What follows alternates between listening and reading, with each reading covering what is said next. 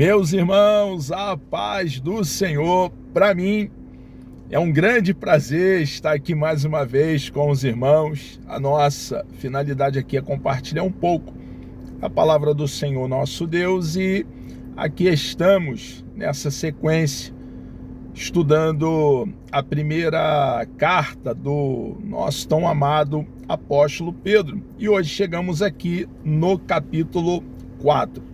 Pedro, então, ele prossegue dizendo: ora, pois já que Cristo padeceu por nós na carne, ele está deixando bem claro que o nosso Senhor e Salvador Jesus Cristo, ele tabernaculou entre nós. O eterno Filho de Deus, ele foi plenamente Deus. A Bíblia diz que a plenitude da divindade habitava nele corporalmente. Ele não abriu mão da sua divindade, abriu mão da sua glória, mas nunca deixou de ser Deus. Era o Emanuel, o Deus conosco. Ele também era plenamente homem. Ele veio fisicamente. A sua ressurreição também foi uma ressurreição física. É claro que não havia mais as mesmas limitações que antes, pois ele estava num corpo, a partir do corpo físico, um corpo ressurreto, um corpo espiritual. Ele ressurgiu para a imortalidade e está vivo. Pedro aqui está com essa doutrina, afirmação, lembrando aos cristãos do primeiro século e a nós hoje, cristão do século 21, que cremos em Cristo de todo o coração, que precisamos olhar para o nosso autor e consumador da nossa fé. Olhar para o nosso Senhor e Salvador Jesus Cristo, ele que teve um caráter ilibado, nunca houve engano nos seus lábios, foi o Cordeiro sem mancha, sem ruga, sem mácula. Devemos olhar para o que ele passou, todo o seu sofrimento, e se manteve puro. E devemos agir da mesma forma, como cristão que somos, um seguidor de Cristo, um semelhante a Cristo, a conotação da palavra cristão. Quando Pedro, então, ele usa essa expressão, ora, pois, já que Cristo padeceu por nós na carne, armai-vos.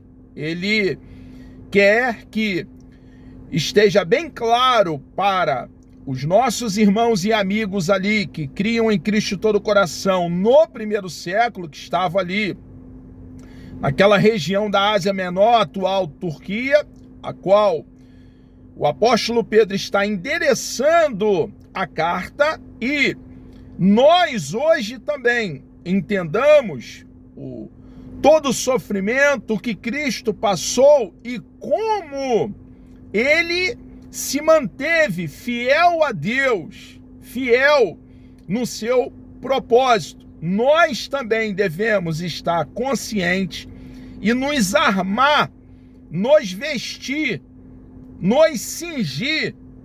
É o que Pedro está dizendo aqui. Também vós, com este pensamento, que aquele que padeceu na carne já cessou do pecado. Com que finalidade, irmãos?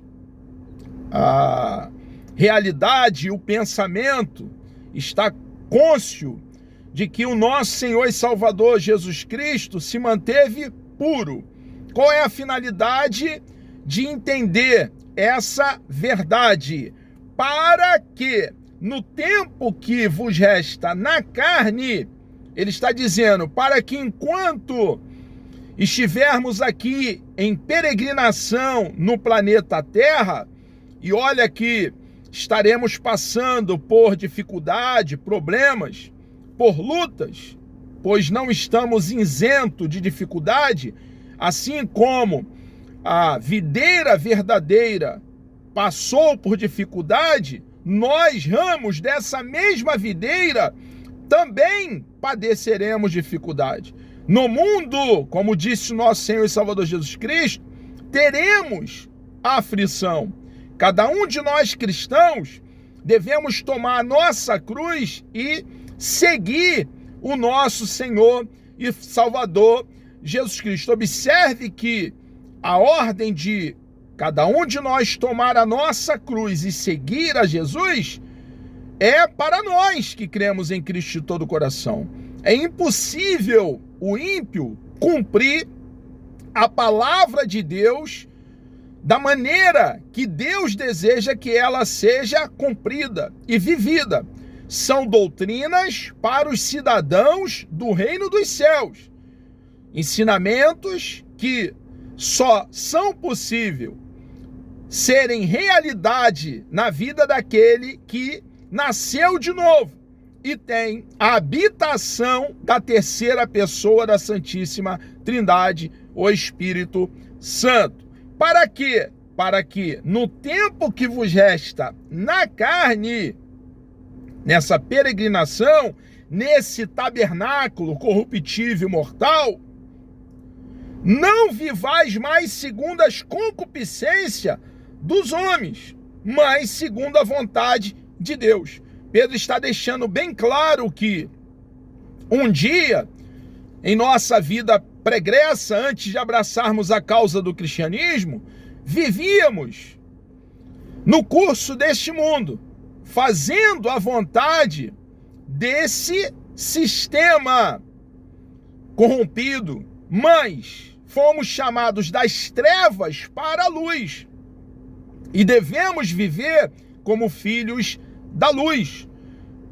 Fomos arrancados de um charco de lodo para viver em novidade de vida, andar digno da vocação a qual nós fomos chamados. É a orientação, a doutrina, o ensinamento do tão amado apóstolo Pedro para nós, hoje, igreja do século 21. Porque é bastante que no tempo passado da vida, ele aqui vai fazer alusão a um momento em que estes cristãos ali do primeiro século não tinham conhecimento da verdade, não haviam sido ainda feridos pelo evangelho, pela boa notícia de salvação, a mensagem que dá vida a mortos.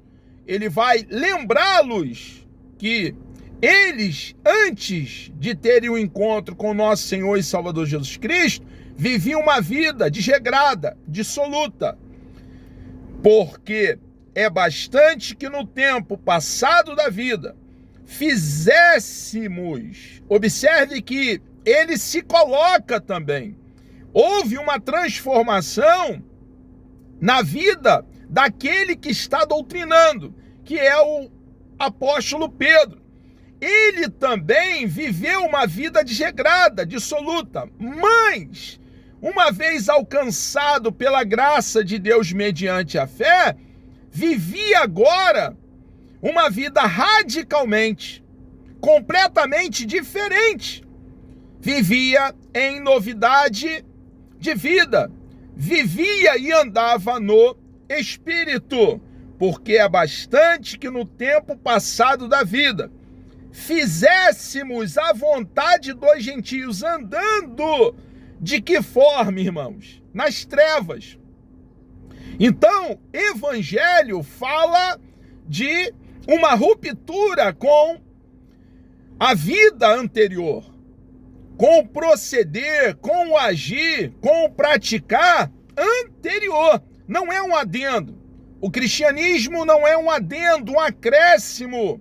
Vivíamos nas trevas e continuamos na mesma linha, na mesma esteira, na mesma direção. Não.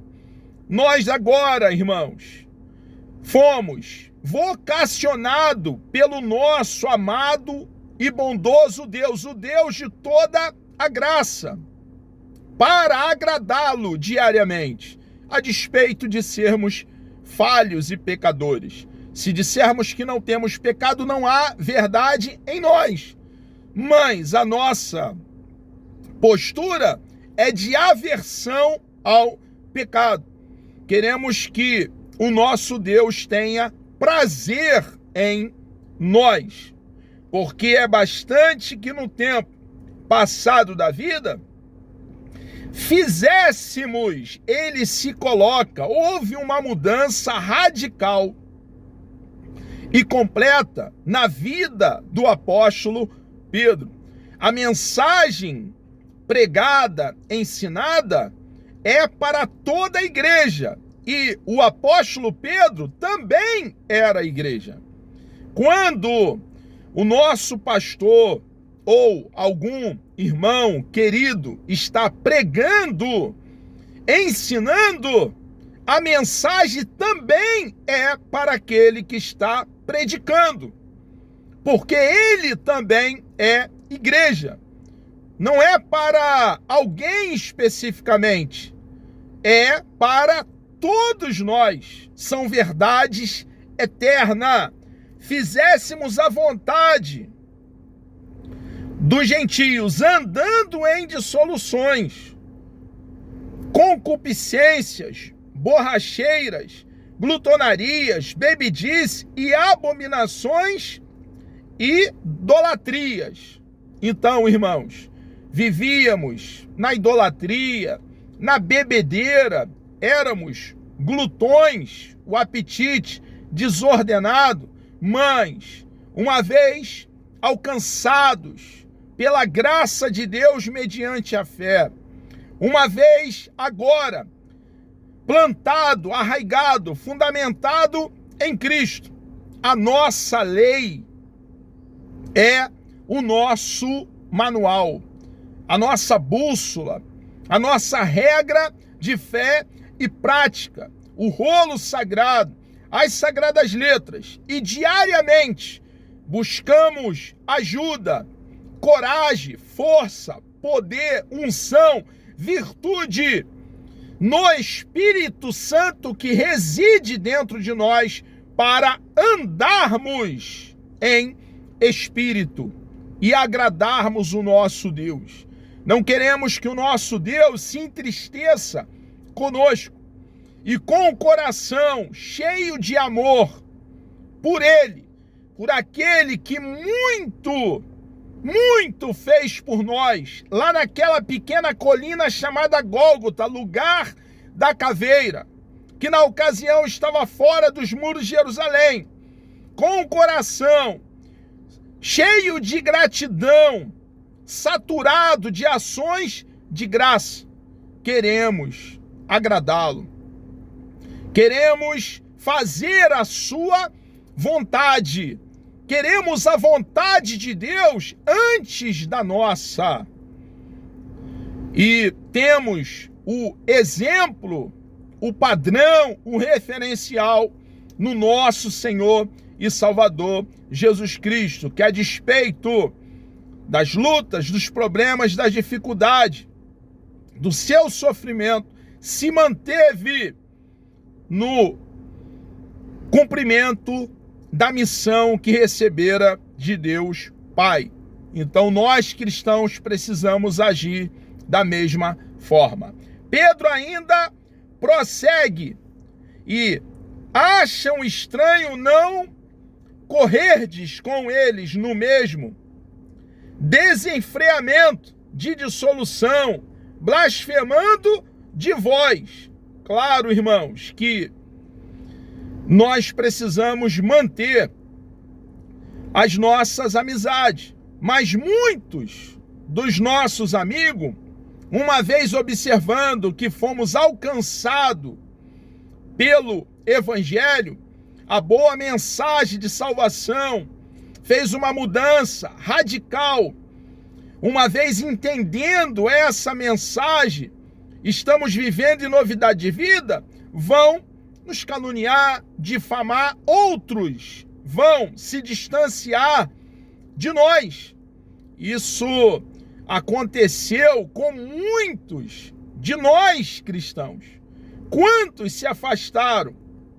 Andávamos juntos porque íamos numa mesma direção, em dissoluções, concupiscência, borracheiras, glutonaria, bebedices e abomináveis idolatria. Mas, uma vez que Jesus nos alcançou e mudamos a nossa direção e caminhamos para agradar aquele que nos alcançou, muitos vão nos abandonar.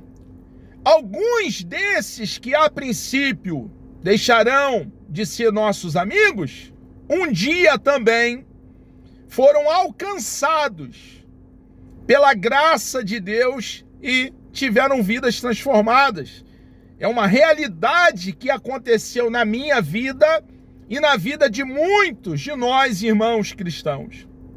A princípio, abandonado pelos amigos, e esses amigos, em algum momento, foram alcançados pela boa mensagem de salvação, e Deus fez uma obra tremenda na vida deles, dando vida a mortos. Estavam, como nós também um dia estávamos, mortos em nossos delitos e pecado, e receberam vida da parte daquele que é a ressurreição e a vida. E acham estranho não correrdes com eles no mesmo desenfreamento de dissolução, blasfemando de vós. Andávamos na mesma direção, mas hoje estamos vivendo para agradar o nosso amado e bondoso Deus, os quais hão de dar conta ao que está preparado para julgar os vivos e os mortos. Um dia haverá um julgamento e nós cristãos compareceremos no tribunal de Cristo, ali já salvos para receber as nossas recompensas, galardões que fizemos o trabalho para o nosso Senhor de todo o coração, com a motivação correta, proclamando a preciosa mensagem de salvação, trabalhando para o nosso Deus. E aqueles que deram de ombro para o Evangelho, viraram as costas para a pregação do Evangelho, estarão também em um outro juízo e constatarão que os seus nomes não estarão no livro da vida, serão lançados ali no lago de fogo. O tempo de abraçar a causa do cristianismo é hoje. A oportunidade enquanto estamos vivos. Depois da morte, o nosso destino será selado. A Bíblia deixa bem claro que depois da morte segue-se o juízo. A oportunidade de salvação está sendo dada igualmente a todos os moradores, os dois gêneros, homens e mulheres, todos os moradores do planeta Terra. E um dia a porta da arca será selada e não haverá nesse tempo o que fazer. Mas nós aqui estamos como arautos, proclamando o Evangelho, as boas novas de salvação, porque pesa sobre nós essa responsabilidade, essa incumbência que fazemos com a motivação correta, por amor àquele que muito, muito fez por cada um de nós que cremos nele de todo o coração. Porque por isto foi pregado o evangelho também aos mortos, para que na verdade fossem julgados, segundo os homens na carne, mas vivesse segundo Deus em espírito. Pedro, ele usa essa expressão e é bem provável que aqui, nesse versículo 6 do capítulo 4, haja uma referência àqueles cristãos que morreram como testemunha fiel, como mártir. Testemunha fiel é a conotação da palavra mártir. Foram pegos e se mantiveram fiéis ao nosso Senhor e Salvador Jesus Cristo e morreram. Foram mortos por homens cruéis, por homens que não temiam a Deus. E aqui, possivelmente, em algum momento, o nosso Senhor e Salvador Jesus Cristo proclamou a eles a sua vitória, deixando bem claro para eles que o seu trabalho não foi debalde, inútil. Houve uma recompensa. Uma outra possível interpretação, outro possível entendimento é que mortos aqui no capítulo 4, no versículo 6, esteja fazendo alusão a mortos em delitos e pecado, como o apóstolo Paulo, no capítulo 2, falando ali à igreja que estava na cidade de Éfeso, deixa bem claro o estado caótico, funesto da humanidade depois de Gênesis capítulo 3, que é o capítulo que narra a queda. Pedro ainda prossegue e já está próximo o fim de todas as coisas. Portanto, sede sóbrios e vigiai em oração. É muito importante entendermos que o apóstolo Pedro, os demais apóstolos e os cristãos ali do primeiro século aguardavam o dia do Senhor, o arrebatamento, para os seus dias. E nós devemos agir da mesma forma. Devemos aguardar, irmãos. Não podemos perder a esperança. O arrebatamento de nós, a igreja, acontecerá em um tempo que não pode ser dividido. E nós precisamos manter viva dentro de nós a esperança desse glorioso dia, onde os mortos em Cristo, nossos irmãos, ressurgirão primeiro, e nós que estivermos vivos, vamos encontrar com eles nos ares e estaremos para sempre com o Deus de toda graça, o Deus bendito, que tanto fez por cada um de nós. Amados, chegamos aqui ao término de mais uma exposição. Deus me dando vida até lá, querendo o nosso amado e bondoso Deus. No próximo encontro, estivermos aqui juntos, falaremos a partir do versículo 8. Precisamos, irmãos, mantermos a nossa sobriedade, mantermos o domínio próprio e sermos vigilantes, acautelados e prudentes. A vinda do nosso Senhor acontecerá a qualquer momento. E nós precisamos, então, andar em espírito para agradar o nosso bondoso e amado Deus. Que Deus vos dê um dia extremamente produtivo e que abençoe cada um de vós. Vamos orar? Deus amado, nós louvamos o teu nome, engrandecemos a tua pessoa bendita. Obrigado por essa grande oportunidade que o Senhor nos concede falarmos do teu amor, da tua palavra. Ó Deus Santo, Deus grande e todo-poderoso, continue nos dando coragem, aquecendo o nosso coração, inflamando a nossa alma. Ó Deus, derrame sobre nossas vidas avivamento. Nos ajude, ó Pai, estabeleça a Tua vontade, ó Pai, na frente da nossa. Queremos o Teu querer, a nossa vida. Entregamos, ó Pai, tudo nas Tuas mãos e lhe agradecemos, ó Deus, certo da vitória, em nome de Jesus.